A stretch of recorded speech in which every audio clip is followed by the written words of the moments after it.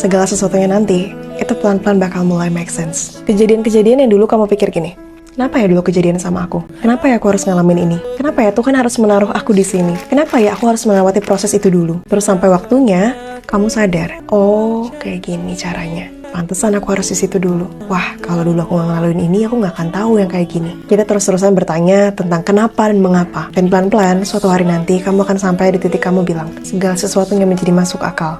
Karena dulu aku harus ngalamin itu buat bisa sampai di sini. Walaupun nangis-nangis, ya udah, gak apa-apa, jalanin aja. Ikhlas ya. Nanti kamu sadar kenapa segala sesuatunya harus terjadi sama kamu.